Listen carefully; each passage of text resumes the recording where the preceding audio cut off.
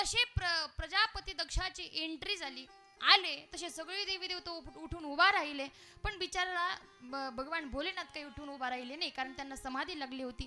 आणि मग मात्र इथे अपमान झाला आणि मग विचारलं आणि मग विचार केला 1 एकर विकीन, पण याची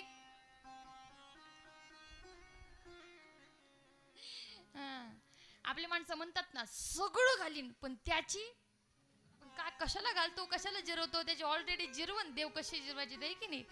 पण ऐका, आपल्याकडे तो ते मन आहे, माझं काय व्हायचं ते देव पाहिन मी पाहिन, पण त्याचं मी चांगलं होऊ देणार नाही, ऐकी नाही. तसंच दक्ष सुद्धा म्हटला काय व्हायचं तर होईल म्हणला, पण याचा काटा काढील म्हणे मी. जसा यानं माझा अपमान केला तसा मी सुद्धा याचा अपमान करेल. आणि एक बोलू का, बऱ्याचदा पहा, बऱ्याचदा म्हणण्यापेक्षा मला वाटतं 75% जावयामध्ये आणि सासऱ्यामध्ये गुत्त कोण? सोपं सांगू का, ऐका. जावयानं म्हणायचा धोंडा खायचा आणि बापानं म्हणायचं या वर्षी काही माझी परिस्थिती नाही, मी काय धोंडा करणार नाही. आणि जावयानं म्हणायचं मी तर या वर्षी खाऊनच राहणार आहे. गुत्त तर कोण मग? मुलीचा त्रास होतो ना. एका आपल्या इंगळे बाबा फार गोड दृष्टांत द्यायचे पहा. हा, एकदा आता पहिल्या काळातला दृष्टांत आहे. मुलीला सोडवण्याकरिता बाप सासरी निघाला मुलीच्या. आता जावाई सोबत होते, दोंड्याचं जेवण वगैरे झालं आणि आता सोडण्याकरिता निवून घालण्याकरिता निघाले. तेवढ्यात गंमत अशी झाली. आवाज कसा येतो? तेवढ्यात गंमत अशी झाली पहा की जाता जाता आता बैलगाडीमध्ये सगळेजण जात होते आणि बैलगाडीमध्ये जात असताना आता बैलगाडीमधून काही बैलगाडीला खिडकी लावायची काही गरज नाहीये. बैलगाडीतून ऑलरेडी सगळं दिसतं ना. आता गंमत अशी झाली, त्यांनी जवळच एक शेत होतं, त्याच्यामध्ये ज्वारी फार सुंदर आलेली होती, फार सुंदर कंस भरलेले होते. जावायना म्हणावं मामा ज्वारी फारच खतरा आली म्हणे, ज्वारीला तर या माणसाला 100% 20 का होईना पण पोते होणार बरं का. सासऱ्यानं म्हणावं जावई बापू तुम्ही लहान येतो, तुमच्यापेक्षा 4-5 उन्हाळे जास्त मी खाल्लेले आहेत म्हणे, तुम्हाला काही एवढं कळत नाही म्हणे. 20 नाही होणार, पण मला वाटतं 15 होतील. जावई म्हटला मामा हे बघा, मोठे जरी तुम्ही असले तरी मान कोणाचा आहे? मोठे जरी तुम्ही असले तरी मान माझा आहे ना. किती पोते होणार? 20च पोते होणार. जावई बापू हो, मान जरी तुमचा असलं तरी पोते त्याला 12च होणार, 15च होणार. दोघांचं झुपलं. गंमत अशी झाली, मुलीनं बापाला म्हणावं बाबा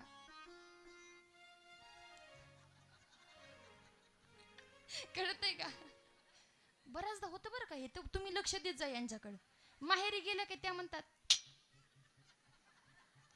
काही कळत नाही त्याला, आणि इकडे आलं की जाऊ द्या वयामानानं होत असतं तसं, है की नाही. मांडुळासारख्या आहेत या काही फार चांगल्यात असं वाटतं का तुम्हाला? मुख्यमंत्र्याच्या लाडक्या बहिणी त्या सोप्या असतील का? मुलीनं बापाला समजावून सांगावं बाबा म्हणे जाऊ द्या कशाला डोकं लावतात म्हणे, 20 तर 20 आपल्याला काय करायचंय. नाही नाही म्हणे, पण नाही जमणार. बोलता बोलता पेटलो. जावया ना सासऱ्याच्या छातीवरती बसावं, कॉलर धरावी. मामा 20 पोते होणार नाही जावई बापू, 15च होणार. मुलगी रडायला लागली बिचारी, कसा 20 होऊन सांगते बाबा, हा म्हणा. नेमकं झालंय का? तेव्हा बापाने इतकं गोड उत्तर दिलं म्हणे, वसू पाठ किती पण घासू, पण 5 पोत्याची कळ कशी सोसू. काय सांगितलं म्हणे वसू, आता मुलीचं नाव वसू होतं ना, माझी पाठ किती पण घासू म्हणे, त्याचं काही देणं घेणं नाही मला, पण 5 पोत्याची कळ कशी सोसू. बऱ्याचदा दोघांमध्ये मुलीची फार मोठी गपलत होती. अगदी तसं दक्षाच्या आणि भगवान भोलेनाथाचे तर जोरदार भांडण पेटलेले आहेत, पण त्याच्यामध्ये दुःख मात्र सती मातेला आहे. आणि मग स्वतःच्या घरी यज्ञ ठेवला आणि यज्ञ ठेवल्याच्या नंतर त्या यज्ञाला सगळ्या देवी देवतांना आमंत्रण दिलेलं आहे, पण मात्र भगवान भोलेनाथाला आमंत्रण नाहीये. आणि बऱ्याचदा असं होतं पहा, या गल्लीला लग्न असेल आणि या गल्लीतल्या एखाद्या घराला आमंत्रण नसेल तर बांगड्या भरायला येणाऱ्या बायका अगोदर इकडे जाणार. होतं का असं? आडगाव अगोदर इकडे जाणार आणि इकडे गेल्याच्या नंतर मग यांना म्हणणार भाऊकीशिवाय लग्न गोड लागतं का? काही कळतं का त्यांना? अहो जिथं भाऊकीच नाही ते लग्न गोड कसं लागल? आमको तुमका अगोदर इकडे बोलणार, इकडचे 2-3 कप चांगला चहा पिणार आणि मग तिकडे जाणार.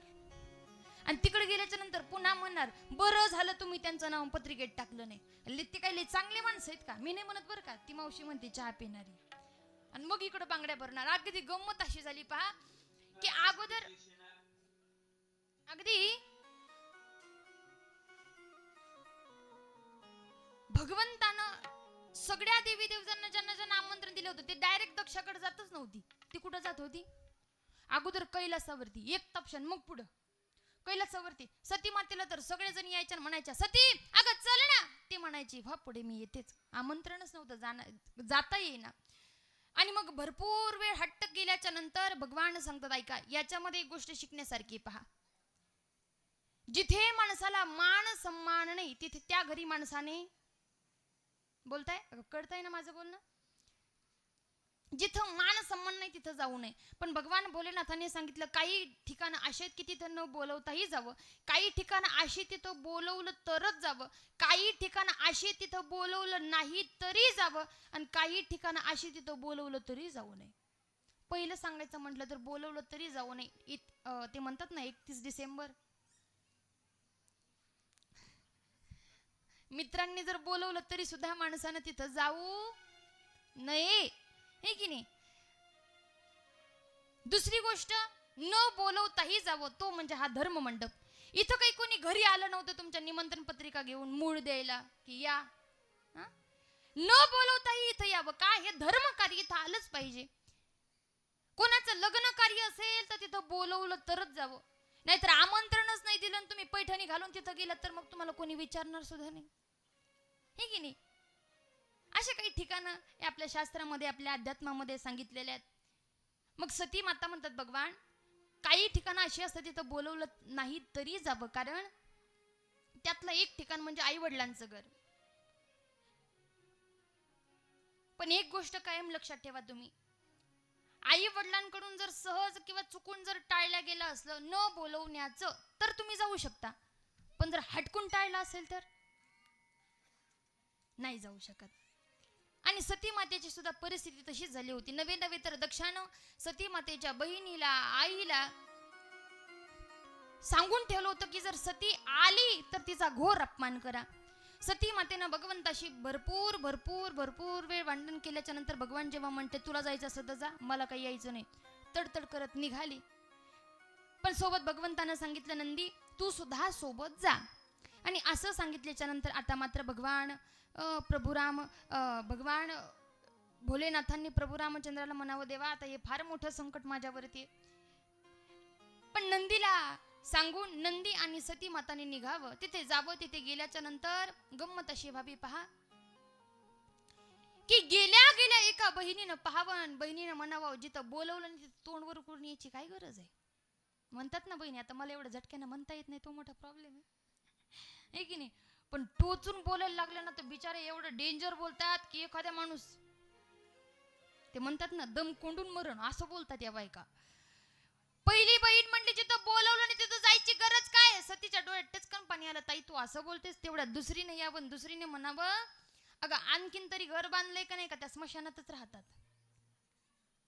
अशा अनेक अनेक बहिणींनी अनेक अनेक अवहेलना करावी. अवहेलना केल्याच्या नंतर सती मातेला एक इच्छा होती की माझ्या आईनं तरी यावं, आणि माझ्या आईनं आल्याच्या नंतर माझ्या आईनं तरी मला डोळे भरून पाहावं आणि मला मिठी मारावी, अपेक्षा होती मनामध्ये. पण पतीच्या वचनामध्ये गुंतलेली ती माय माऊली घरामध्ये लपून त्या सती मैयाकडे पाहत होती. मनामध्ये विचार करत होती देवा अरे एवढी ही वाईट वेळ माझ्यावरती आणली. ज्या मुलीला मी गर्भातून जन्म दिलेला आहे, ज्या मुलीचा संसार सुखाचा चाललेला आहे, पण तो संसार सुखाचा संसार जर आमच्या घरातल्या लोकांना मान्य नसेल तर तिला याचा त्रास का. जी मुलगी सुखानं नांदते पण ती जर आज माहेरी आलेली, माहेरच्या उंबरट्यावर उभा आहे, तिला आत ते कोणी सुद्धा म्हणायला तयार नाही.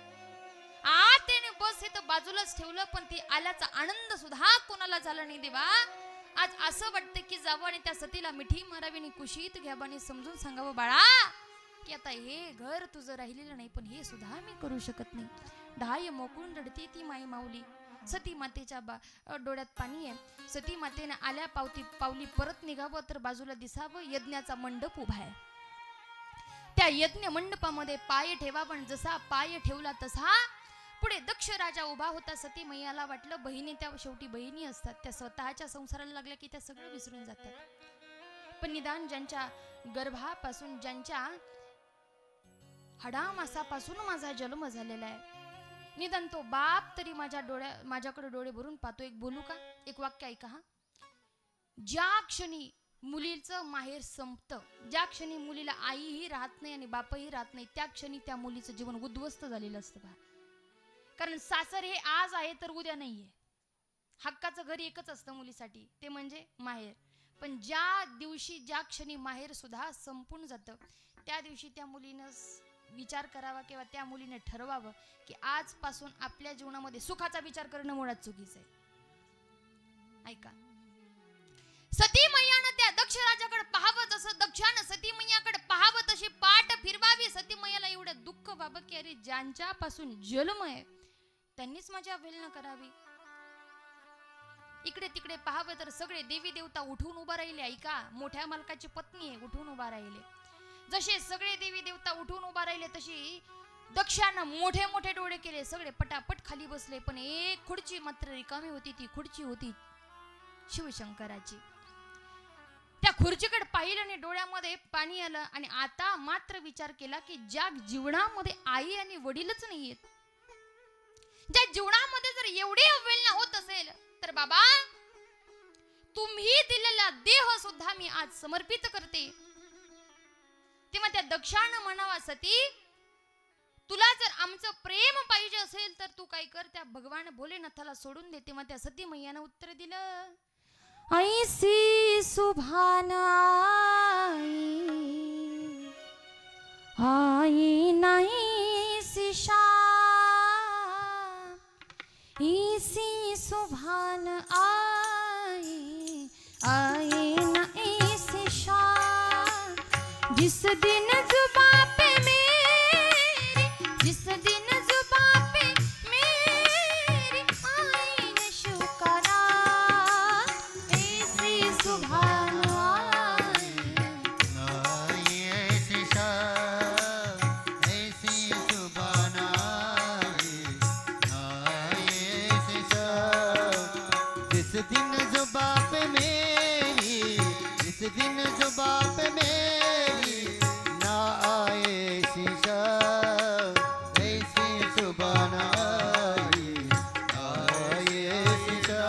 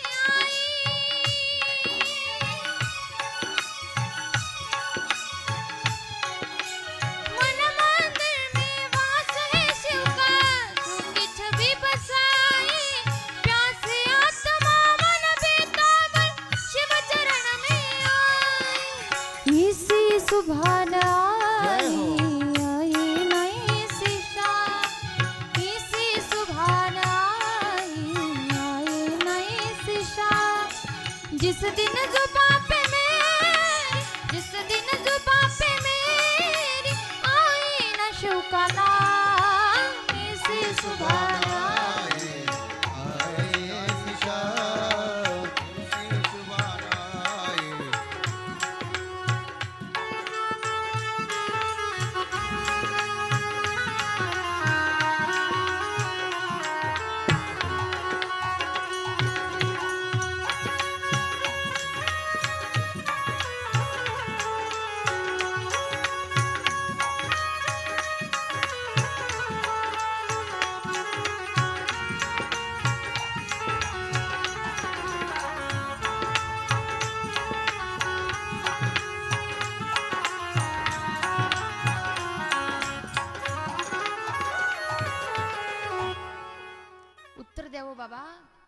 जीवनामध्ये जेव्हापासून जन्म घेतलेला आहे तेव्हापासून आतापर्यंत असा दिवस उजेडलाही नाही आणि तो दिवस मावळला सुद्धा नाही की ज्या क्षणी माझ्या भगवान भोलेनाथाचं नाव माझ्या मुखामध्ये आलं नाही.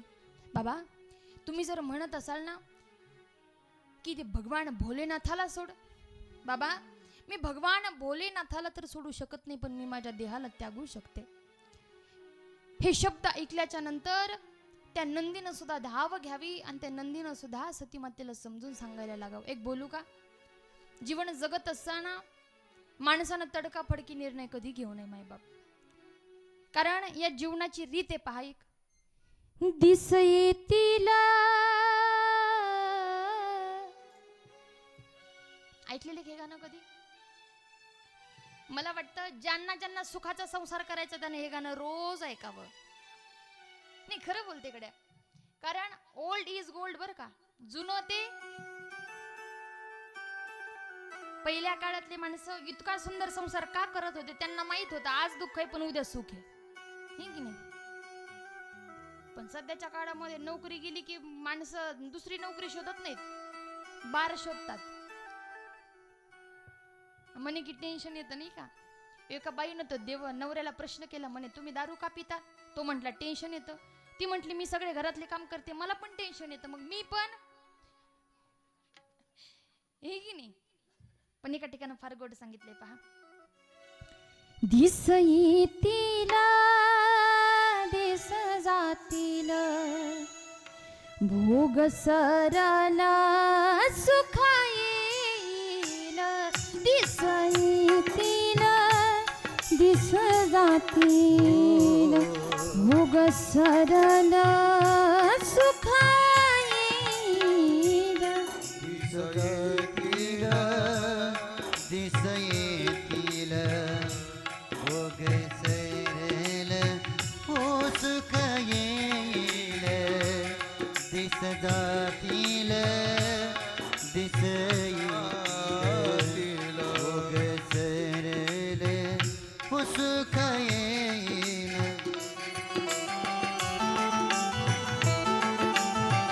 जय हो.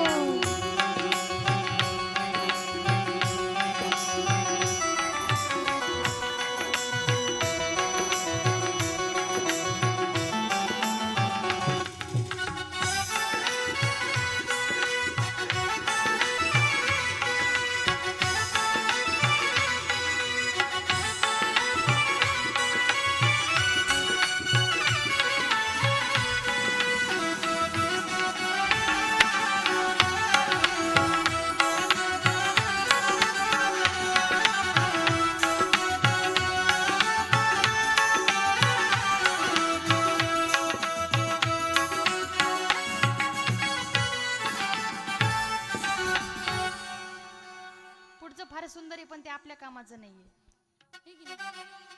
तुझ्या माझ्या संसाराला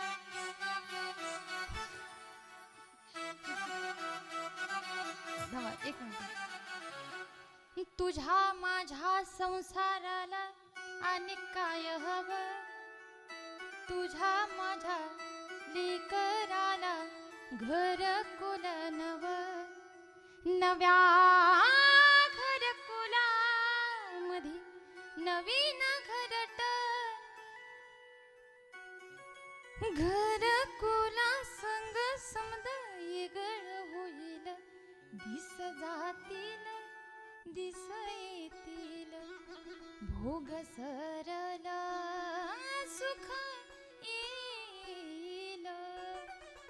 ऐका हे पहिल्या काळात होतं, आता काही नाही. आता डायरेक्ट तुझं माझं जमेना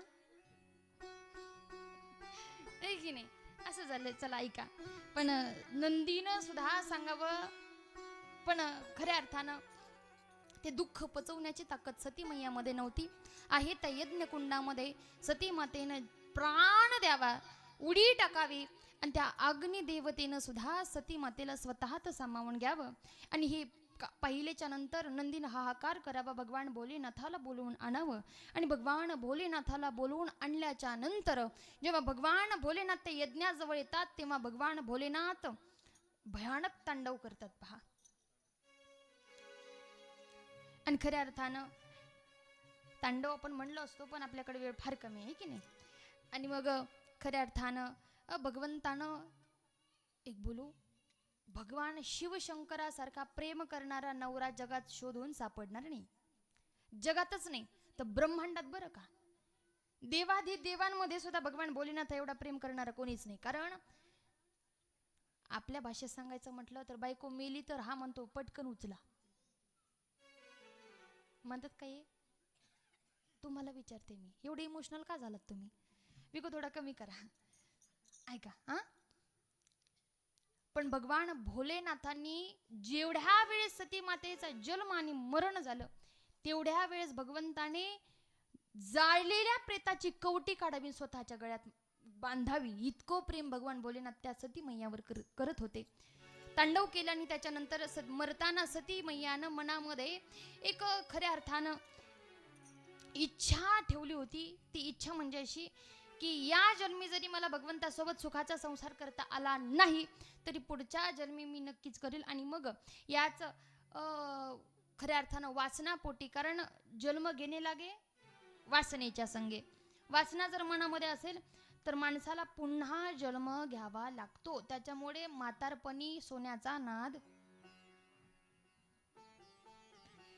मी कायम सांगत असते पा, म्हातारीनं शून्यापासून संसार करावा.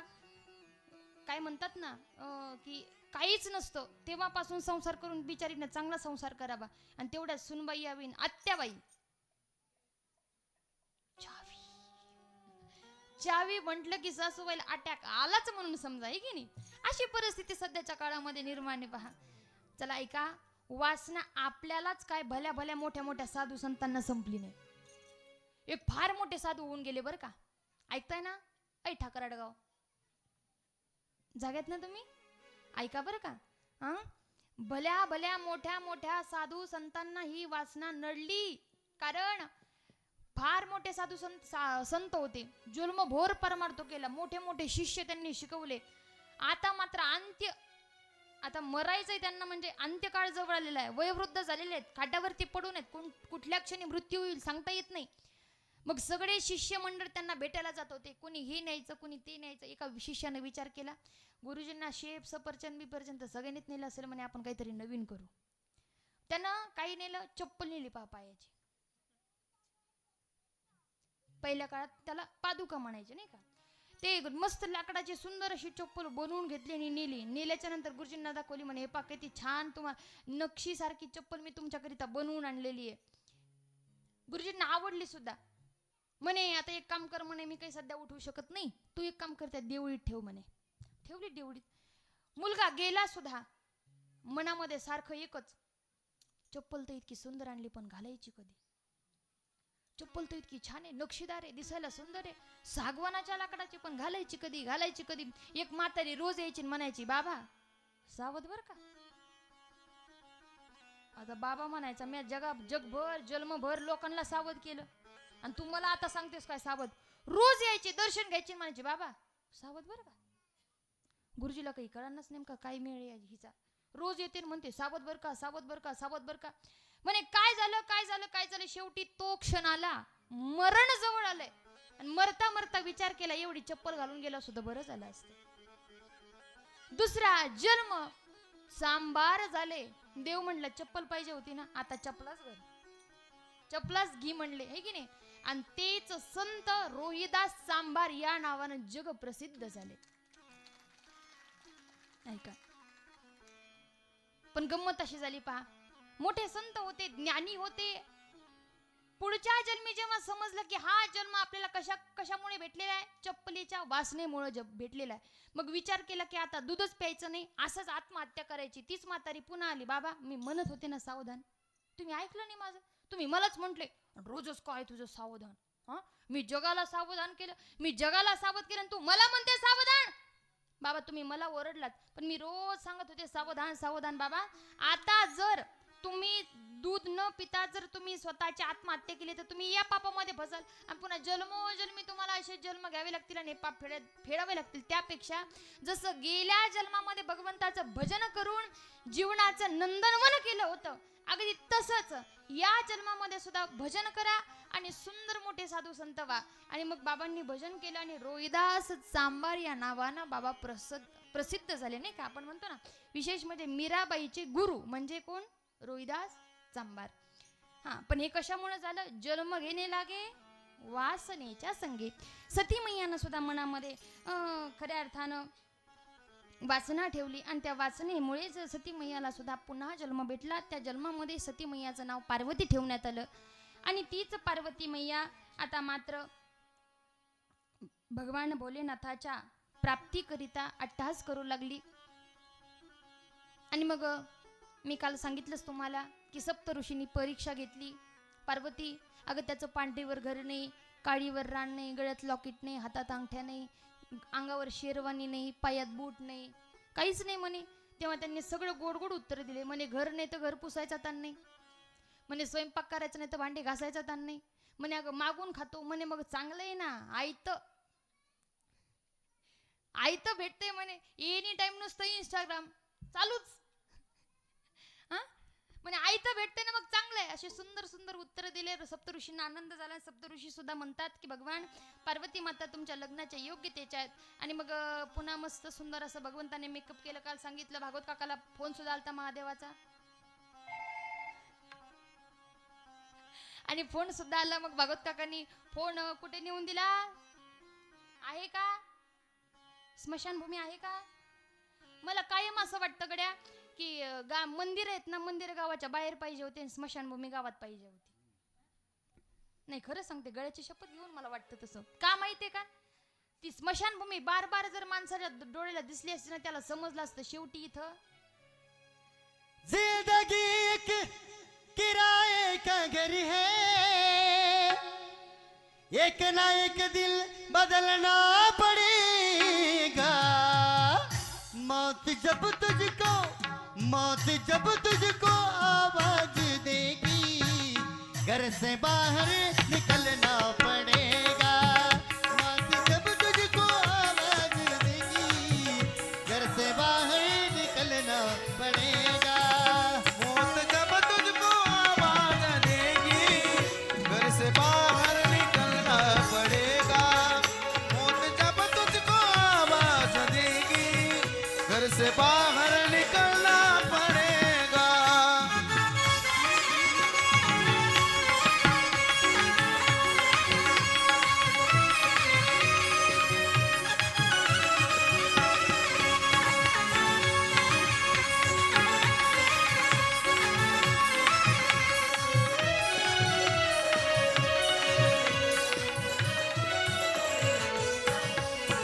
शाम के बाद होगा सवेरा, देखना है ये सुनहरा.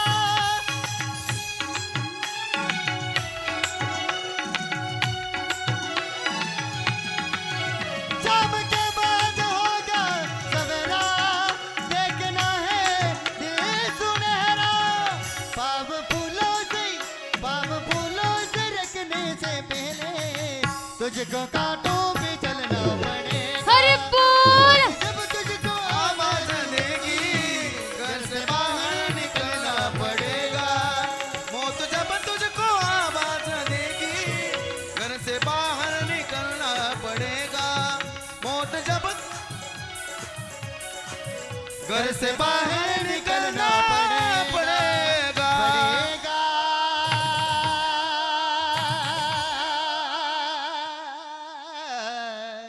पड़ेगा.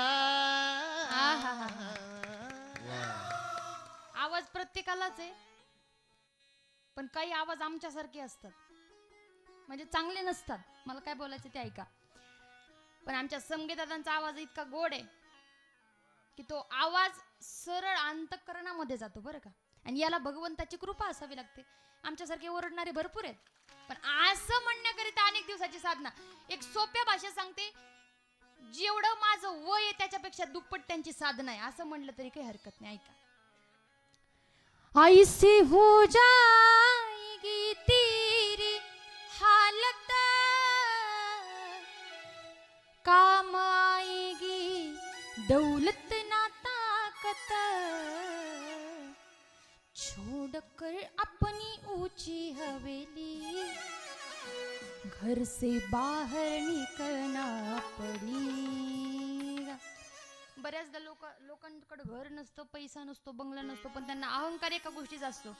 काय तर म्हणे माझा मामा आमदार, माझा आजा खासदार. अरे मामा भाषाचं कुठं घेऊन बसला म्हणे. सोप्प सांगू का काय? बाप बेटी भाई भतीजे तेरे साथी है सब जीते जीते, अपनी चौखट से डलना पड़ेगा, अपनी आंगन से उठना पड़ेगा.